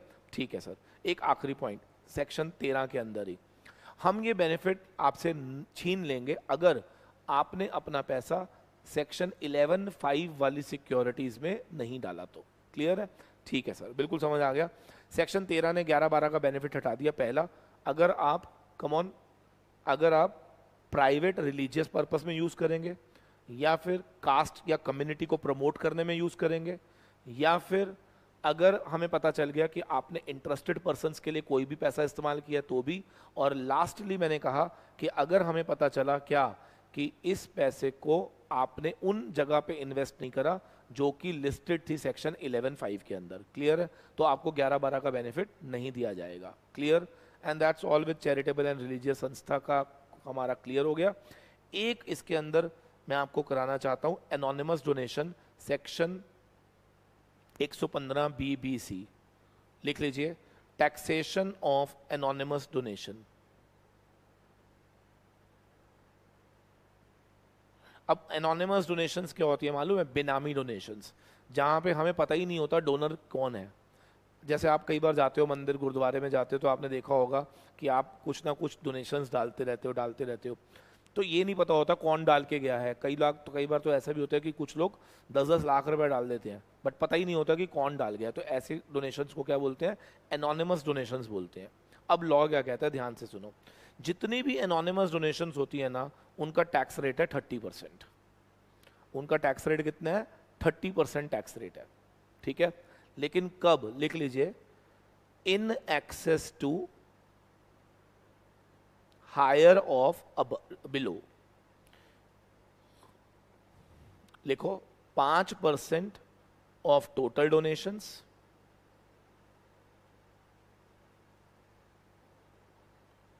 और ₹1 लाख। बस आप लिख लीजिए, मैं आपको एक क्वेश्चन से समझाता हूं। ये एनोनिमस डोनेशन की टैक्सेशन एट द रेट 30% हो जाएगी, लेकिन सारी एनोनिमस डोनेशन 30% पे टैक्सेबल नहीं होती। 30% पे टैक्सेबल होती है वो एनोनिमस डोनेशन जो इन एक्सेस होती है higher of these two. Example मैं आपको दे दूंगा, आपको समझ आ जाएगा। लिखो, लिखो, अ charitable institution received following donations during previous year 2021. ठीक है जी, लिखो voluntary contribution 50 lakh, corpus donations 20 lakh, यानी कि उसके बाद 70 लाख आए हैं। ये 50 लाख है ना वॉलंटरी कंट्रीब्यूशन, इसमें इंक्लूडेड है 20 लाख एनोनिमस, यानी कि 20 लाख बेनामी डोनेशन है इसके अंदर। ठीक है, अब पूछा गया कि इसकी टैक्सेबिलिटी निकालनी है, आपने टैक्सेबिलिटी निकालनी है। ठीक है, बड़े आराम से देखेंगे। मुझे बताओ टोटल डोनेशंस कितनी है? वॉलंटरी 50, कॉर्पस 20, टोटल कितनी है? 70। समझ लीजिए पहले आराम से, पेन बंद कर दीजिए। 70 क्लियर है? ठीक है। अब लॉ क्या कह रहा है, ध्यान से सुनो। लॉ कह रहा है कि हम एक काम करते हैं, इसमें से माइनस कर देते हैं वो एनोनिमस डोनेशन जो टैक्सेबल होगी एट द रेट ऑफ 30%। जो 30% पे टैक्सेबल है ना, वो हटा देते हैं। अब बच्चा कहता है सर 30% पे कितनी टैक्सेबल होगी? सुनो, 30% पे कितनी टैक्सेबल होगी? एनोनिमस जितना रिसीव हुआ था 20 lakh minus higher of A and B, higher of लिखो ए और बी। ए में लिख दो 1 लाख, बी में लिख दो 5% ऑफ टोटल डोनेशंस। अब टोटल डोनेशन कितनी है? 70। तो 70 लाख का 5% कितना होता है? 3.5 लाख। 3.5 और 1 विच एवर इज हायर 3.5, तो 20 में से 3.5 हटा दो, तो 16.5 लाख का जो डोनेशन है ना, वो 30% पे टैक्स होगा, तो वो यहां से हटा दो। ठीक है सर। अब 70 में से 16.5 तो टैक्सेबल किस पे होएगी? 30% पे। तो कौन मुझे बताएगा रिमेनिंग कितना रह गया हमारा? सर 70 में से 16.5 हटा दीजिए, तो ये आ जाएगा 53.5 रह गया। क्या यहाँ तक क्लियर? ठीक है। तो अब आपने क्या करा, डोनेशंस के 2 टुकड़े कर दिए, 16.5 अलग कर दिया, 53.5 अलग कर दिया। अलग करना आ गया हमें? यस। अब ये 16.5 तो टैक्सेबल किस रेट पे होगी? 30% पे। ठीक है। अब ये जो बाकी बची है ना, इसमें से कॉर्पस तो वैसे ही इनकम में इंक्लूड नहीं होती, तो वो हटा दो आप। कितना बचा? सर कॉर्पस हटा के बचा 33.5 बचा। अब 33.5 में से सेक्शन 11 में 15% तो वैसे ही लेस हो जाएगा। अब जो बच गया उसमें से जितना आपने अप्लाई करा ना, वो भी माइनस कर देना। रिमेनिंग पे क्या स्लैब रेट्स लग जाएंगे? रिमेनिंग पे क्या लग जाएंगे? Slab rates. क्या पल्ले पड़ गया? इस पर फ्लैट 30, रिमेनिंग पे स्लैब रेट्स। मैं रिपीट करूंगा, एक बार दोबारा देख लेंगे। सबसे पहले टोटल डोनेशन में से वो अमाउंट माइनस करेंगे जो टैक्सेबल होगी एट 30%। सर वो कैसे निकलेगी? Very simple, anonymous donation minus higher of A and B, इन दोनों का जो हायर होगा वो एनोनिमस में से माइनस कर दो। 16.5 लाख आ गया, तो 16.5 lakh will be taxable at the rate of 30%। ठीक है।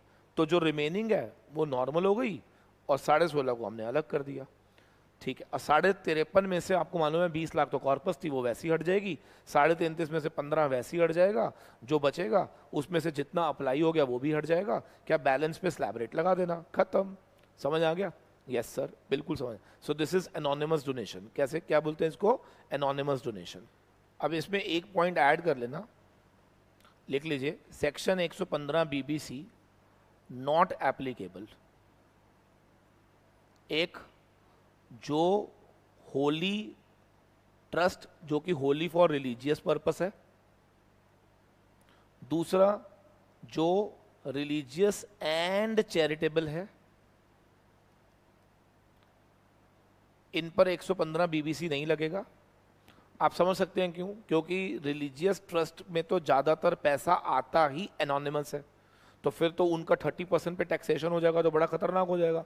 तो लॉ ने क्लियर कर दिया कि अगर कोई trust Holi for religious purpose बनाई गई है तो उसके ऊपर हम सेक्शन 115 बीबीसी अप्लाई नहीं करेंगे, मतलब सेक्शन 115 बीबीसी यानी कि 30% पे एनोनिमस को टैक्स हम नहीं करेंगे। क्लियर है? और अगर कोई ट्रस्ट रिलीजियस एंड चैरिटेबल दोनों के लिए है तो भी नहीं लगेगा, तो भी नहीं लगेगा। लिख लीजिए, अदर देन डोनेशंस जो कि रिसीव्ड की गई थी स्पेसिफिकली फॉर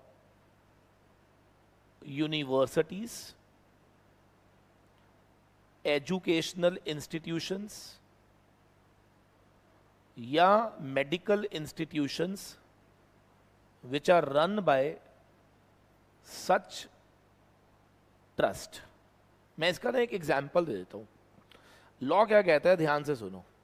लॉ ये चाहता है कि आप क्या करो, जो चैरिटेबल प्लस रिलीजियस दोनों हैं, जो चैरिटेबल भी है और रिलीजियस भी है, तो हम आपको एक बेनिफिट देते हैं।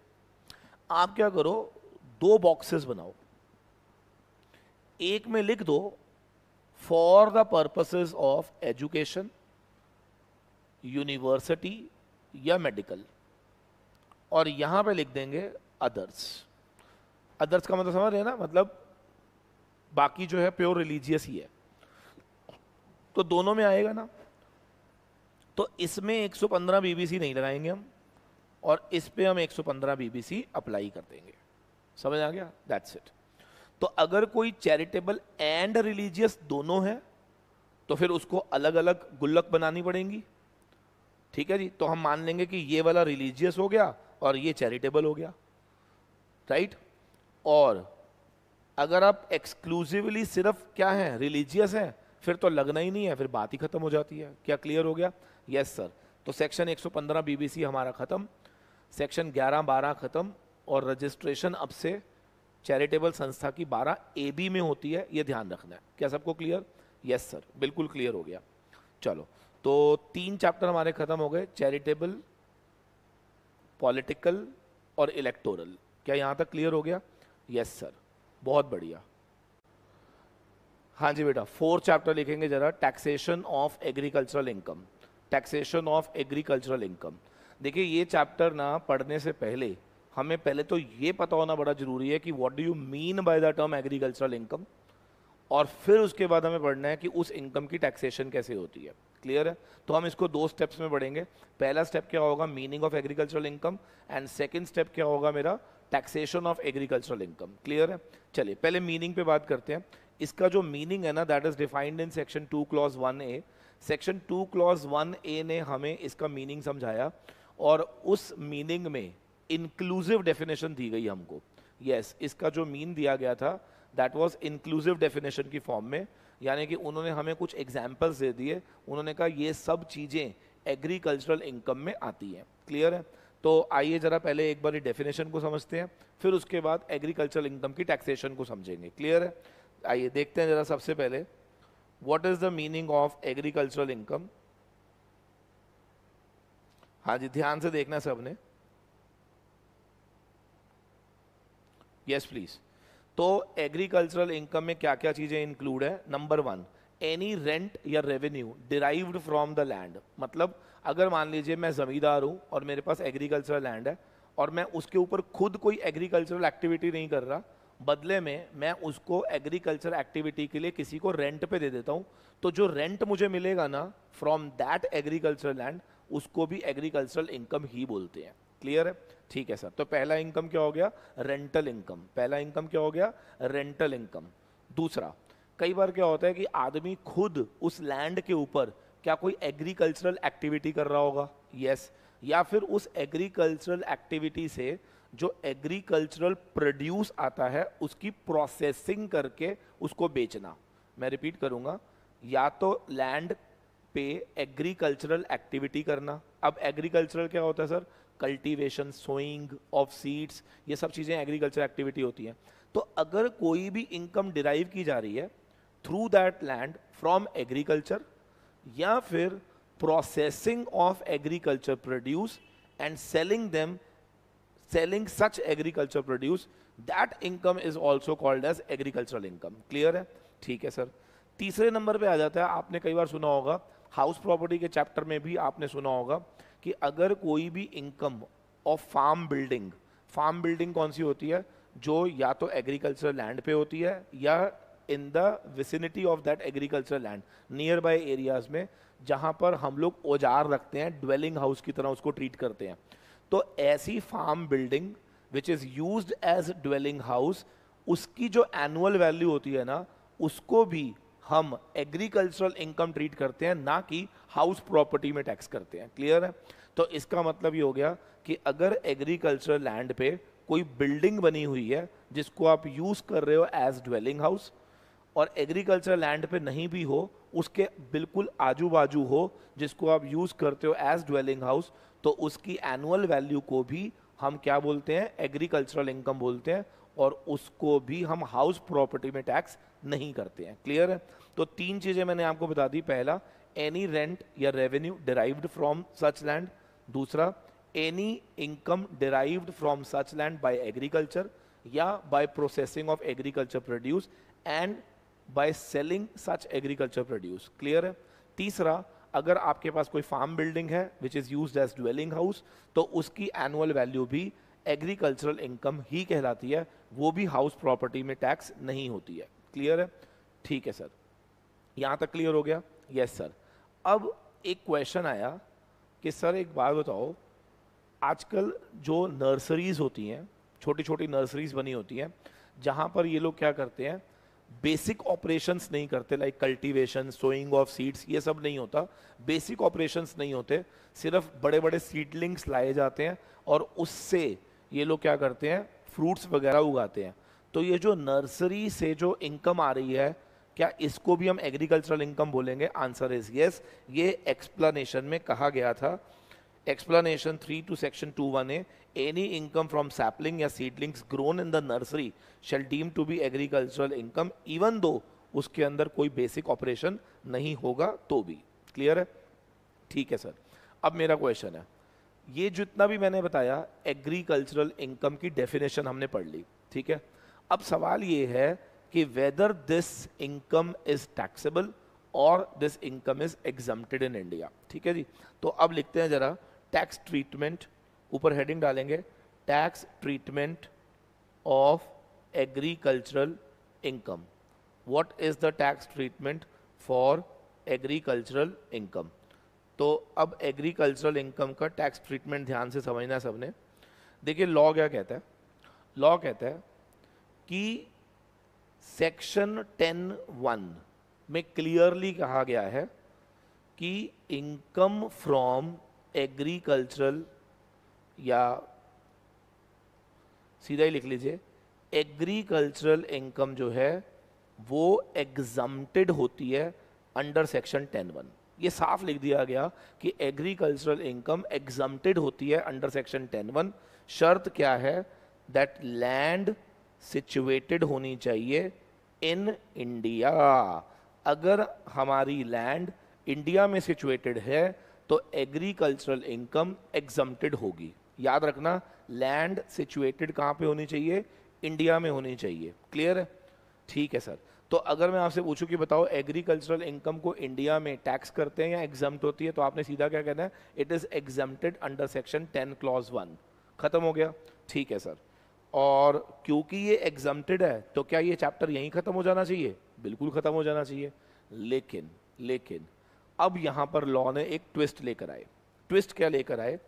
इन्होंने कहा कि जो सेक्शन 10(1) है ना, ये जो हम बार बार बोल रहे हैं कि एग्रीकल्चरल इनकम इज एग्जम्प्टेड, ये प्योरली एग्जम्पशन सिर्फ उन लोगों के लिए है जिनकी फ्लैट टैक्सेशन होती है, लाइक फर्म्स हो गया, कंपनीज हो गया, यानी कि जिनको स्लैब रेट्स नहीं मिलते. ठीक है जी. ठीक है सर. लेकिन एग्रीकल्चरल इनकम को इनडायरेक्ट टैक्सिंग किया जाएगा, इनडायरेक्ट टैक्सिंग किया जाएगा, जिसको हमने नाम दिया था पार्शियल इंटीग्रेशन. क्या नाम दिया हुआ है? Partial integration. In the hands of individual, HUF, AOP, BOI artificial juridical persons, ये वो लोग हैं जिनके हाथ में एग्रीकल्चरल लैंड इनकम जो है वो इनडायरेक्ट टैक्सिंग होती है। इनडायरेक्ट क्या होती है? टैक्सिंग होती है। और वो क्यों होती है उसका रीजन आपको एक जब मैं क्वेश्चन कराऊंगा तो आपको पल्ले पड़ जाएगा कि गवर्नमेंट ने क्यों इनडायरेक्ट टैक्सिंग कॉन्सेप्ट लेकर आए फॉर दीज पीपल जिनको स्लैब बेनिफिट्स मिलता था। क्लियर है? Yes sir.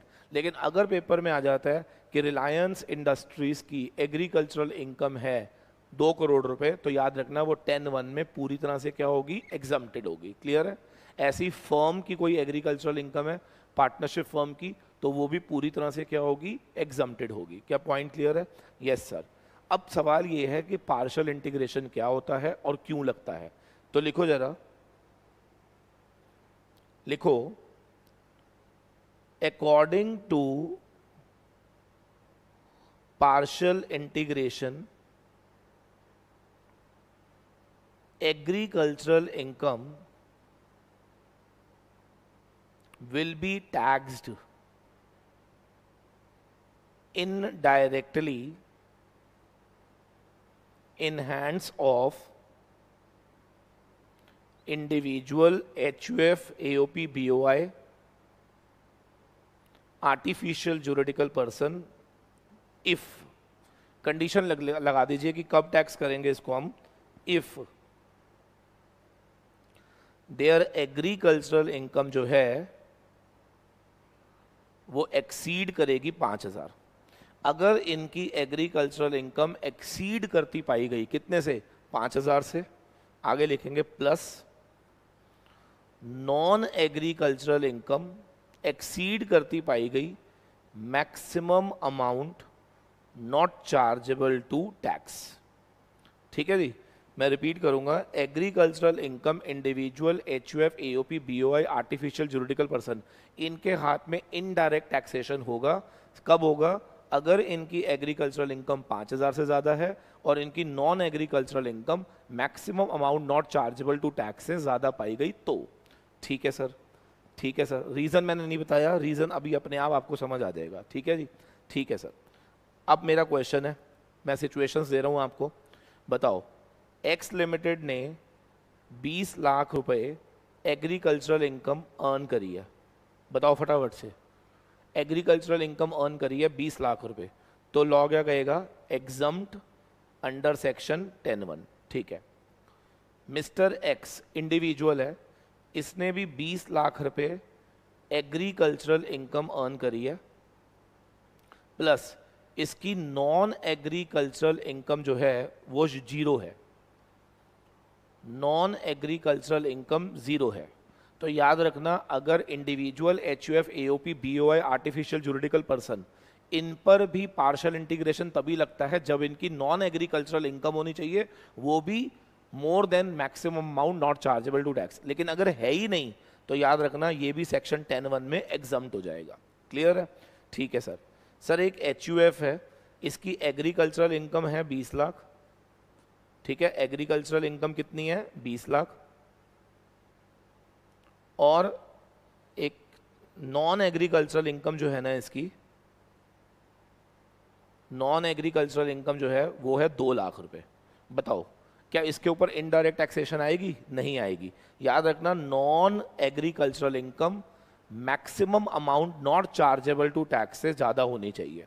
अगर नहीं है तो फिर उस केस में भी क्या इस पे 10(1) का बेनिफिट लग जाएगा। क्लियर है? तो आप एक काम करो, एक टेबल बनाओ, यहाँ लिखो एग्रीकल्चरल, यहाँ लिखो नॉन एग्रीकल्चरल, ठीक है, और यहाँ लिखो company, HUF, AOP, BOI, mister X, mister Y. ये मैं आपको बड़े सारे केसेस दे रहा हूँ ताकि पहले कॉन्सेप्ट हमारा एकदम से स्ट्रांग हो जाए। ठीक है ना? देखो, कंपनी की एग्रीकल्चरल इनकम है 20 लाख और नॉन एग्रीकल्चरल इनकम है 2 करोड़। बताओ सर 10(1) लगेगा, एग्रीकल्चरल इनकम पूरी तरह से एग्जम्प्टेड। ठीक है, HUF की एग्रीकल्चरल इनकम 20 लाख है, नॉन एग्रीकल्चरल इनकम है ही नहीं, तो सर याद रखना इसको भी 10(1) में छूट दे देंगे। ठीक है सर, पार्शियल इंटीग्रेशन नहीं आएगा, ध्यान रखना। AOP, BOI, sir agricultural income है लेट्स से 2000 और नॉन एग्रीकल्चरल इनकम है 20 लाख, तो याद रखना एग्रीकल्चरल इनकम जब तक 5,000 से ज़्यादा नहीं होगी तब तक पार्शियल इंटीग्रेशन अप्लाई नहीं होगा। ठीक है, मिस्टर एक्स की बात कर लेते हैं। मिस्टर एक्स की एग्रीकल्चरल इनकम है 50 लाख और नॉन एग्रीकल्चरल इनकम जो है ना वो है 2,40,000। सर अगेन 10(1) में एग्जम्प्ट, क्या समझ आ गया? Yes sir. अगर मिस्टर वाई की एग्रीकल्चरल इनकम है 2 लाख और नॉन एग्रीकल्चरल इनकम है 5 लाख तो सर पार्शियल इंटीग्रेशन अप्लाई कर देना। तो समझ आ गया या नहीं? तो बहुत सारी सिचुएशन में तो 10(1) लग जाएगा, बट 10(1) तभी लगता है जब agriculture land must be situated in India. अगर एग्रीकल्चर लैंड इंडिया में नहीं है तो याद रखना 10(1) अप्लाई नहीं होगा। क्लियर है? ठीक है सर। और इस वाले केस में हमें क्या अप्लाई करना है? Partial integration. रीजन, क्योंकि इसकी एग्रीकल्चरल इनकम ज़्यादा थी किससे? 5,000 से, और नॉन एग्रीकल्चरल इनकम ज़्यादा थी, maximum amount not chargeable to tax. और एग्रीकल्चरल इनकम क्या होती है? 1, 2, 3, वो हमें समझ आ गया। ठीक है सर। अब मुझे आपको पढ़ाना है what about partial integration. What about partial integration? ठीक है जी, चलो सर। पार्शियल इंटीग्रेशन क्या होता है आइए देखते हैं। अब ये पार्शियल इंटीग्रेशन हमें कहता है, ध्यान से देखना सबने, ये पार्शियल इंटीग्रेशन कहता है कि आप क्या करो, सबसे पहले आप ना एग्रीकल्चरल और नॉन एग्रीकल्चर दोनों को कर दो प्लस। ठीक है जी। स्टेप 1 में आप टैक्स कैलकुलेट कर दो, ये प्रिज्यूम करते हुए कि कुछ भी एग्जम्प्टेड नहीं है। एग्रीकल्चरल और नॉन एग्रीकल्चरल दोनों को प्लस करो और टैक्स कैलकुलेट कर दो। क्या समझ आ गया? नहीं समझ आया? स्टेप 2 में आपने क्या करना है? Agricultural income plus maximum amount not chargeable to tax, दोनों को प्लस करके आप टैक्स कैलकुलेट कर दो। ठीक है जी। ये स्टेप 1 हो गया, ये स्टेप 2 हो गया। फिर आपने क्या करना है? स्टेप 1 माइनस स्टेप 2 कर दीजिए। स्टेप 1 माइनस क्या कर दो? स्टेप 2। ये जो निकल कर आएगा ना ये हो जाएगा फाइनल टैक्स जो आपका पेबल होगा। इसमें आप HEC जोड़ देना, you will get your answer. चलिए, अब इसका लॉजिक समझने के लिए ना हमें क्वेश्चन करते हैं। Through that question I am very sure आपका कॉन्सेप्ट क्लियर हो जाएगा कि पार्शियल इंटीग्रेशन कब और कैसे लगाई जाती है। क्लियर है? लिखना शुरू करेंगे जरा। लिखिए, मिस्टर एक्स सपोज करो एक इंडिविजुअल रेजिडेंट है, ठीक है, इसकी एज है 59 ईयर्स और इसने ड्यूरिंग प्रीवियस ईयर 2021 में एग्रीकल्चरल इनकम अर्न करी है लेट्स से 50,000 रुपये। ठीक है, एग्रीकल्चरल इनकम एग्जम्प्ट कितनी करी है? 50,000 रुपये। ठीक है, और इसकी नॉन एग्रीकल्चरल इनकम जो है ना वो है लेट्स से 3 लाख रुपए। ठीक है, एग्रीकल्चरल इनकम कितनी है? 50,000, नॉन एग्रीकल्चरल कितनी है? 3 लाख। क्लियर है? ठीक है सर, ये हम पहले सॉल्व करेंगे। फिर एक केस हम और ले लेंगे 50,000 और यहाँ पे ले लेंगे हम 490।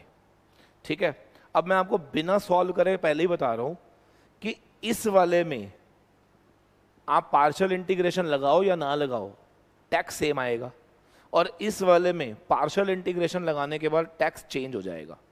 अब ये कैसे पता चलता है ये आपको पहले मैं क्वेश्चन करके दिखाता हूँ, फिर आप अपना दिमाग खुद लगाइएगा। ठीक है, चलो सर ठीक है, 2 क्वेश्चन है ये, एक ये है एक ये है। शुरू करते हैं पहला क्वेश्चन। देखो पहले क्वेश्चन में क्या है? एग्रीकल्चर 50,000 है, नॉन एग्रीकल्चर 3 लाख है। तो स्टेप नंबर 1 में कौन बताएगा क्या करना था?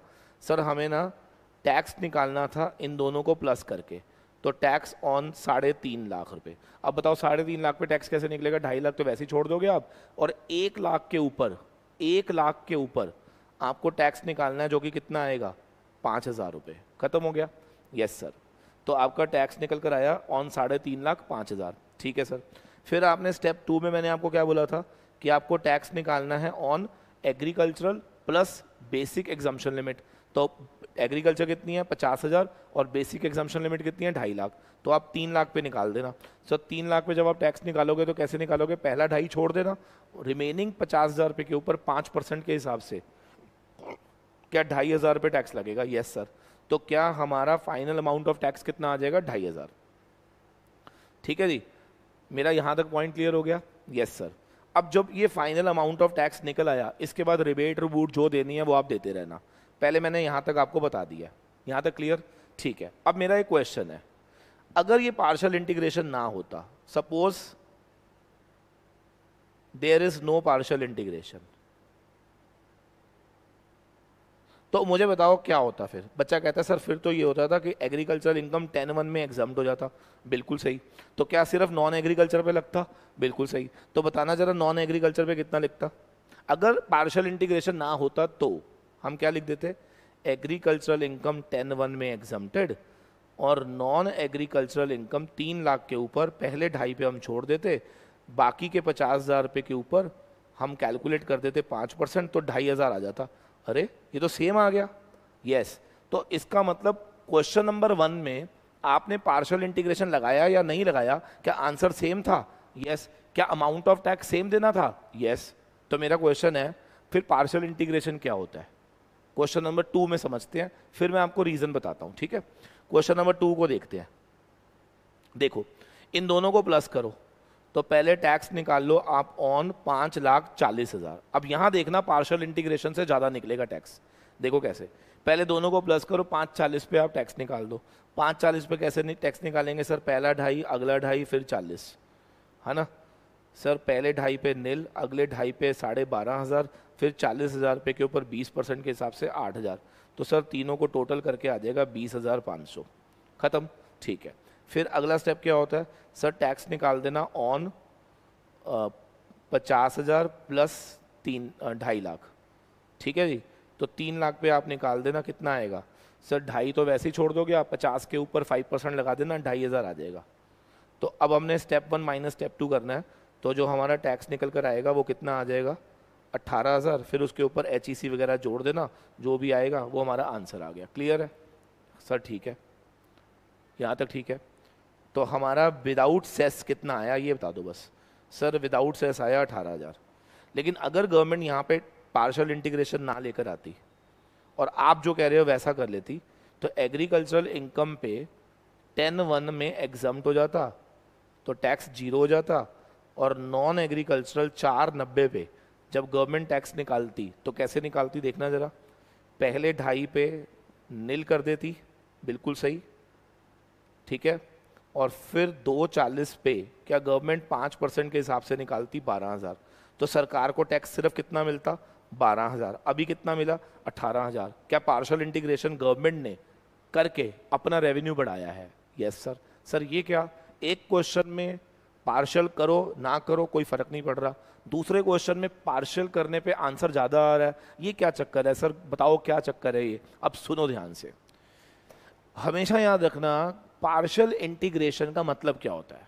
अब ये पहली बार बताऊंगा मैं आपको, शायद आपको किसी भी टीचर ने नहीं बताया होगा, ध्यान से सुनना। पार्शियल इंटीग्रेशन का मतलब होता है taxing agricultural income at a higher rate and then giving rebate of agricultural income at a lower rate.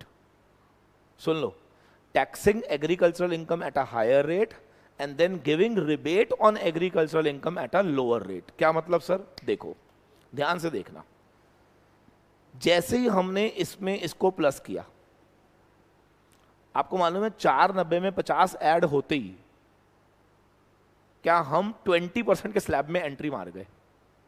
Yes sir. 20% के स्लैब में एंट्री मार गए, यस और नो? बिल्कुल। तो इसका मतलब स्टेप नंबर 1 में गवर्नमेंट ने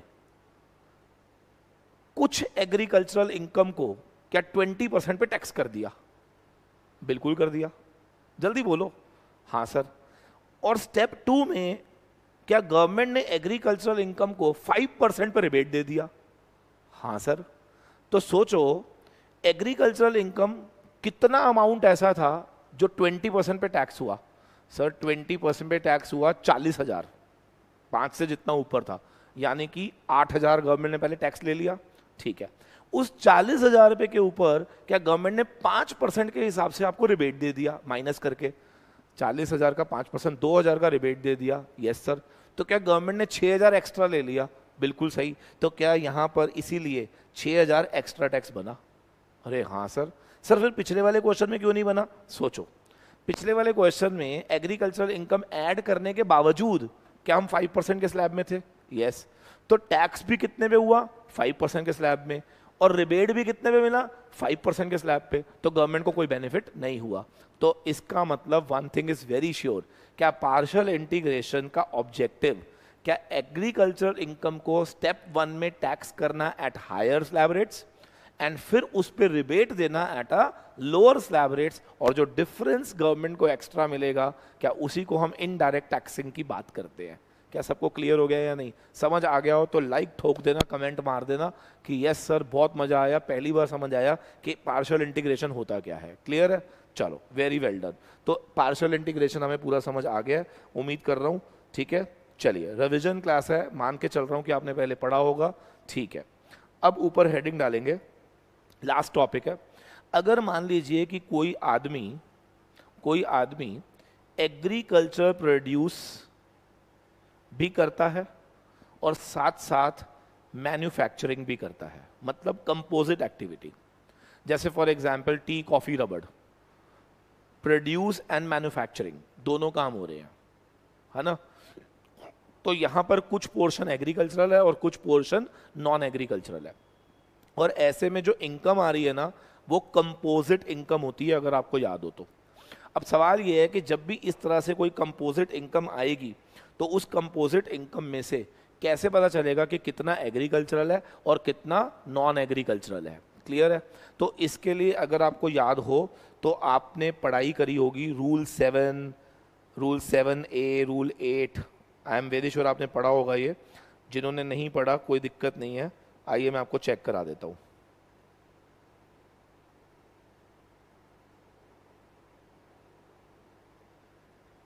हाँ जी, देखेंगे जरा सारे, बहुत सिंपल है यार, ये तो तुमने लर्न किया हुआ है, मुझे मालूम है।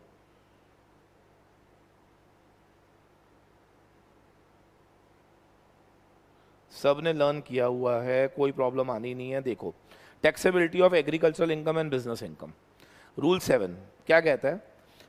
कहता है एन असेसी में हैव कंपोजिट इनकम, जो कि पार्शली एग्रीकल्चरल हो और पार्शली क्या हो, नॉन एग्रीकल्चरल। एग्जांपल मैं दे देता हूँ, मान लो एक चिप्स कंपनी है, वो पहले पोटैटो प्रोड्यूस करती है और उसके बाद उस पोटैटो को यूज करके चिप्स बनाकर मार्केट में चिप्स बेचती है।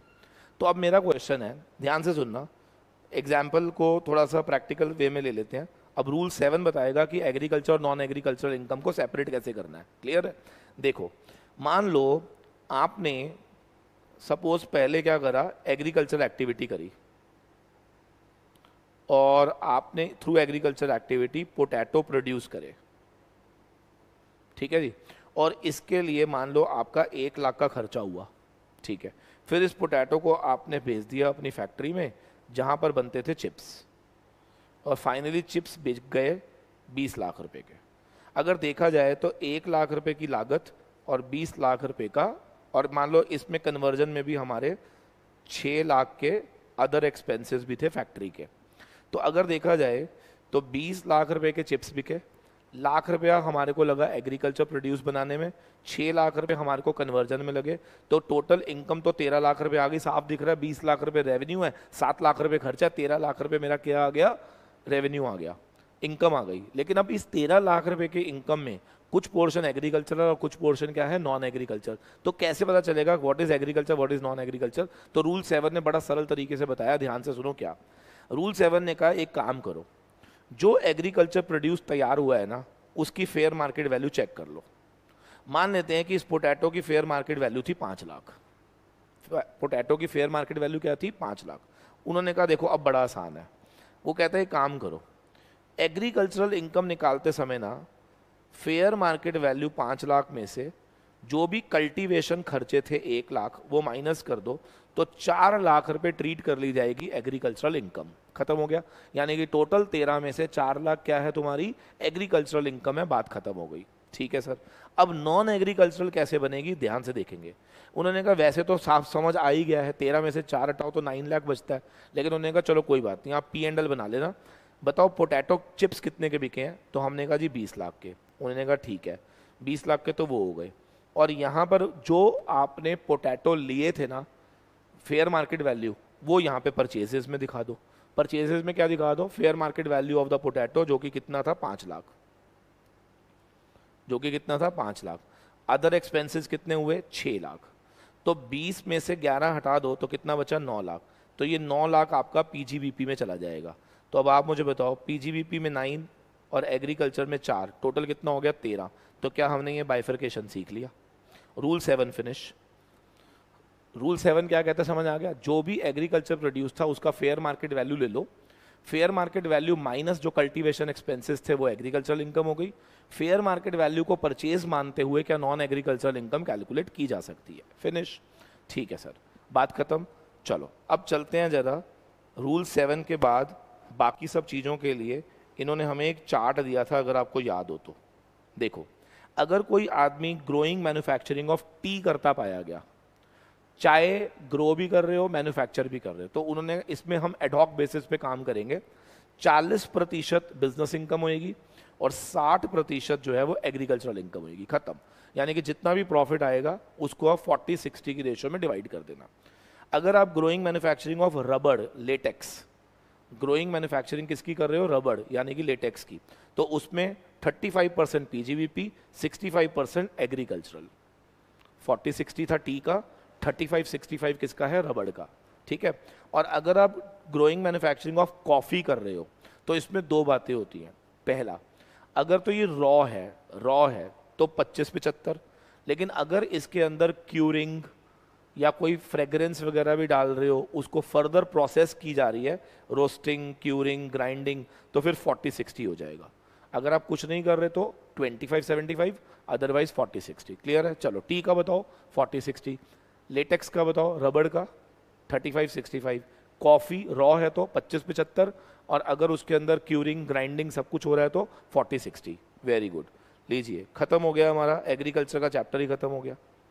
समझ आ गया या नहीं?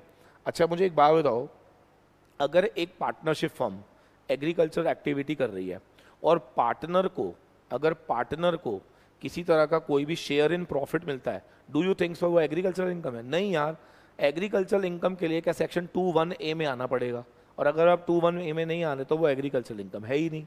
क्लियर हो गया? ठीक है सर। तो लीजिए, हमारा chapter number 4 agricultural income taxation भी हो गया खत्म। लॉक कर दे इसको। Yes sir. अच्छा, कौन बताएगा एग्रीकल्चरल इनकम अगर फॉरेन कंट्री में हो लैंड तो टैक्सेबल होगी कौन से हेड में? IOS में। लेकिन अगर लैंड सिचुएटेड इन इंडिया है तो क्या उस पर या तो 10(1) प्योर एग्जाम्पशन दे देना या फिर पार्शियल इंटीग्रेशन लगा देना, और पार्शियल इंटीग्रेशन सबके लिए नहीं लगती, individual, HUF, AOP, BOI, artificial juridical person पे लगती है। Condition, agricultural income should be more than 5,000, non agricultural income should be more than maximum amount not chargeable to tax. Clear है? Yes sir. और partial integration का concept क्या है ये भी मैंने आपको बता दिया। लॉक करें? Yes sir. चलिए अब चलते हैं लास्ट, अंतिम आज के चैप्टर पे, chapter number 5, that is offences and penalties. ठीक है। अब इसमें देखो पेनल्टीज तो बहुत सारी हैं, बट मैं आपको जो लर्न करने के लिए फिलहाल आज की क्लास में बोलूंगा वो आपने लर्न करनी है। ठीक है जी? ठीक है सर। जो इंपॉर्टेंट है वो मैं मार्क करा रहा हूँ, आपने ये पढ़नी है, समझ लो इसके अंदर आपके पास ऑप्शन नहीं है। लिखो पहला 271(1)(b), 271(1)(b। ठीक है। ये क्या कहता है? ये कहता है कि अगर लॉ में 142, 143(2) का कोई भी नोटिस अगर आ जाता है, अगर आपके पास इन सेक्शंस में क्या आ जाता है? नोटिस आ जाता है, और अगर आप इन नोटिस को कंप्लाई नहीं करेंगे तो पर नोटिस आपको 10,000 रुपये पेनल्टी लगेगी। तो इसका मतलब पर नोटिस का कंप्लाई ना करना, क्या 10,000 रुपीज मुझ पर पेनल्टी लगती है अंडर सेक्शन 271(1)(b). अगर ये लर्न नहीं भी होगा ना तो चलेगा। बस ये याद कर लेना कि अगर पेपर में क्वेश्चन आ जाता है कि मान लो मेरे पास एक नोटिस आया था 143(2) का, तो अगर मैं उसको कंप्लाई ना करूं तो मुझ पे क्या होगा? तो पेनल्टी लेविएबल हो जाएगी 10,000 रुपये। ठीक है जी? चलो वेरी गुड। अब सबको याद होगा कि हम लोगों ने पढ़ा था पीजीबीपी के चैप्टर में किताबें मेंटेन करनी है। ठीक है। लेकिन अगर कोई person books of accounts maintain नहीं करता, ठीक है, बुक्स ऑफ अकाउंट मेंटेन नहीं करता, तो फ्लैट पेनल्टी है 25,000 की। फ्लैट पेनल्टी कितनी है? 25,000 की। सिंपल। ठीक है सर। 271(b), आपको याद होगा 44(ab) में कुछ लोगों को ऑडिट करवाना होता था। हाँ सर। अगर मान लीजिए कि आपने उस 44(ab) को कंप्लाई नहीं करा, अपने बुक्स ऑफ अकाउंट को ऑडिट नहीं करवाया, तो पेनल्टी कितनी लगेगी? याद करेंगे, 0.5% ऑफ टर्नओवर होता था, 0.5% ऑफ टर्नओवर या सेल। लेकिन कौन मुझे बताएगा क्या इसमें 1.5 लाख रुपए मैक्सिमम पेनल्टी होती थी? 1.5 लाख रुपए क्या होती थी मैक्सिमम, यानी कि हम 0.5% ऑफ टर्नओवर निकालेंगे लेकिन subject to maximum of 1.5 lakh रुपए, यानी कि इन एनी केस 1.5 लाख से ज़्यादा पेनल्टी नहीं हो सकती। ठीक है सर, मैंने कौन कौन सी बता दी sir? Failure for the notice 10,000 sir, books के लिए 25,000, ऑडिट के लिए 0.5% of the turnover subject to maximum of 1.5 lakh रुपए। बहुत बढ़िया। मैंने कहा पहले मैं सारी मेन आपको करा रहा हूं।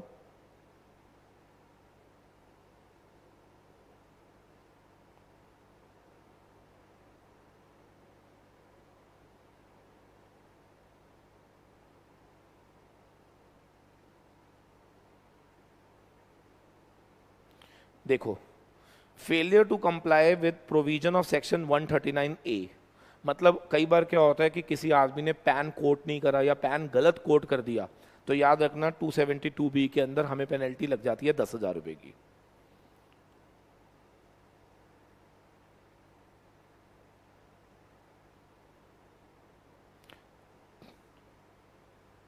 ठीक है जी। सेम एक पेनल्टी ये भी लिख लीजिएगा, जैसे आपने एक, जैसे होता है पैन होता है, ऐसे ही टैक्स कलेक्शन अकाउंट नंबर होता है। जब हम लोग किसी का, देखो दो चीज़ें होती हैं, पहले सुन लो ध्यान से, ठीक है। एक होता है कि जब भी हम टैक्स कलेक्ट करते हैं ना किसी से, तो वहाँ पर हमारे को एक नंबर मिल जाता है TCAN। अगर आपने TCAN को कंप्लाई नहीं करा तो भी आप पर पेनल्टी कितनी है? 10,000। अगर आपने पैन गलत कोड करा तो भी कितनी है? 10,000। अगर आपने बुक्स नहीं बनाई तो 25,000। अगर ऑडिट नहीं कराया तो, ऑडिट नहीं कराया तो, कमॉन जल्दी बोलो, ऑडिट नहीं कराया तो सर, ऑडिट ना कराने पर 0.5% of the turnover subject to maximum of 1.5 lakh रुपए। नोटिस को कंप्लाई नहीं करा तो 10,000 रुपए। क्या सबको क्लियर है? Yes sir. अब एक दो पेनल्टीज ना मैं आपको लिखवा रहा हूँ, वो आप नोट कर लीजिए, इंपॉर्टेंट है बेटा वो, ठीक है ना। लिखो एक पेनल्टी ना, वैसे जो मैं आप बता रहा हूँ ये पेपर में ओल्ड सिलेबस वालों को तो एग्जीक्यूटिव में बहुत बार आ चुकी है, न्यू में अभी तक नहीं आई है, ठीक है। तो आप लिख लीजिए penalty for non furnishing of